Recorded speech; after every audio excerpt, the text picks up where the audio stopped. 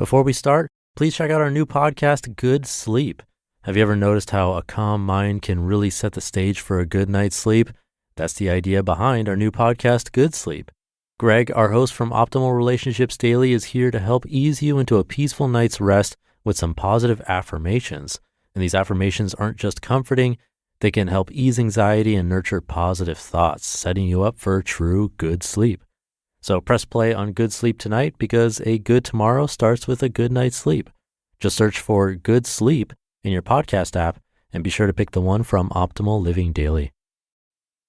It's a Minimalist Monday edition of Optimal Living Daily, episode 2955, How to Do a Brain Dump to Declutter Your Mind by Antonia Collins of balancethroughsimplicity.com.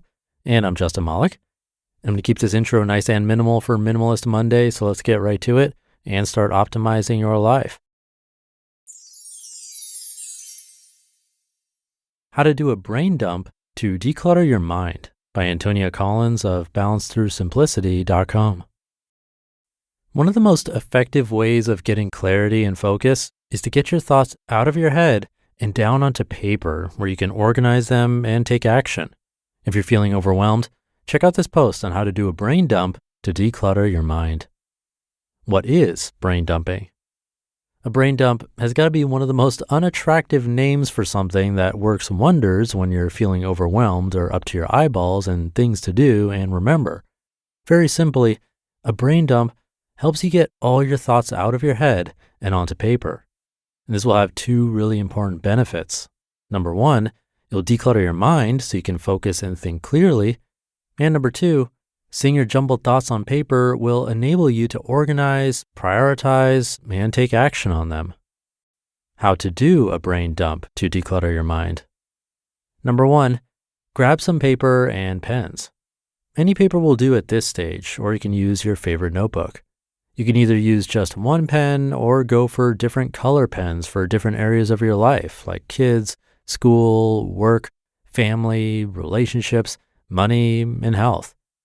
It might help to see it all color-coded when you look back on what you've written, but in my experience, it makes it a bit more difficult to continuously write down as much as you can. If you have to stop to choose the right color, you're more likely to lose your train of thought. Simplest is often best, so I'd advise just one pen, but if you work better with color coding, then go for that. Number two, write down all your thoughts as they come to you. Don't worry about the order in which you think about them. Often the biggest problems or issues will come out first, but if something small comes to mind, just write it down. Don't worry about whether you've spelt it right or the sentence is grammatically correct or if it makes sense to anyone else reading it. As long as you can read it back and you can understand what you've written, then that's fine. Just get everything down onto paper and out of your head. Number three, you now have a visual list. You can see everything clearly and visibly in front of you, so you don't have to worry about remembering all of it in your head. Your mind should be filled with less mental clutter, as all your thoughts are now on paper rather than whirling around in your head. You can see exactly what's been stressing you out or worrying you. Are you starting to feel any better and a little less overwhelmed? Number four, organize your thoughts. Now you can start to make sense of what you've been thinking, make some order out of what you've written, and put in place plans to change or make things happen. How you do this will depend on how you've written your list. If you've written it in list form, maybe with bullet points, then you could just use this list and tick things off as you do them. Or if you've written a whole essay, you might want to rejig this into a list format, taking each point in turn and forming it into a separate line or bullet point. You could highlight different areas of your life in different colors, or you can make separate mini lists for each area or simply reorganize your list by order of priority with most urgent or important things at the top. And number five, take action. Whatever strategy you use to organize your thoughts, find a way of breaking it all down into bite-sized chunks that you can now take action over one point at a time. Try to address each point, deal with it, and then tick it off or cross it out. There's an emotional release that happens when you cross things off a to-do list and you feel you've done them and got them out of the way. When is it helpful to brain dump? If you're feeling buried under your thoughts, there's too much going on and you can't think straight, then it's definitely time to do a brain dump. Brain dumping can also be very therapeutic and helpful when you just need to work through a problem or situation. Now, sometimes you do think of things at the very moment when you can't do much about them. If you haven't got pen and paper in hand or 30 minutes of free time, well, don't worry. You can do a brain dump anytime and anywhere, even if it's in the car waiting to pick up the kids from school. Just use the notes section on your phone and brainstorm some thoughts. You can pop them on your main brain dump list later. The benefits of decluttering your mind. Next time you're feeling frazzled, try a brain dump. It won't solve all of your problems, but it's a great trick to help you try to get rid of your mental clutter relatively quickly and easily to free up your mind. These are just some of the main benefits. Number 1, organize.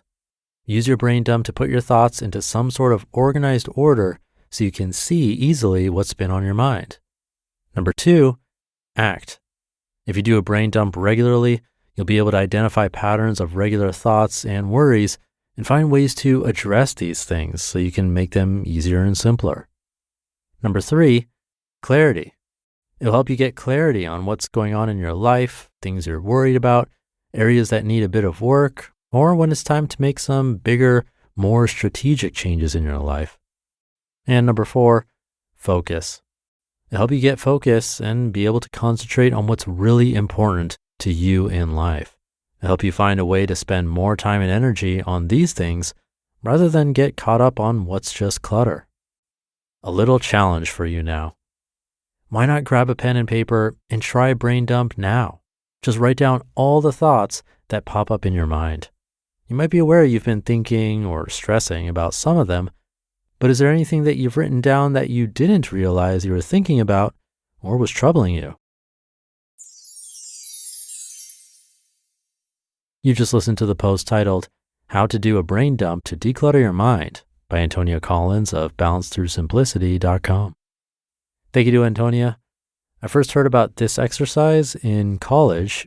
A more unorthodox professor of mine actually had us do it in class, and the instructions are pretty similar to what Antonia described, but with a slight change, and that was that we weren't allowed to stop writing, and it would be timed for maybe 5 minutes or max 10. Even if we couldn't think of anything to say, we were not allowed to pick up that pen or pencil from the paper. We would just have to keep going and write, I don't know what to say, over and over again. But one thing you'll realize is that the brain usually will fill it with something if it goes blank. It's pretty rare that there isn't some kind of thought floating up in our heads, even if it's, I don't understand the purpose of writing. Why am I doing this? So while yes, there might be a space where you don't know what to write, sure enough, something will pop in and you can keep going. It's crazy how quickly our minds fill the void. And I find it super helpful before bed, or like Antonia said, when it just feels cluttered up there. It's easy to do, but in my experience has great benefits. So I highly recommend giving it a try. It's been a while since I've done it, so I'm going to have a go at it tonight and declutter the mind. Hopefully you'll declutter along with me. And with that, have a great rest of your Minimalist Monday. Thank you for being here, and I'll see you tomorrow where your optimal life awaits.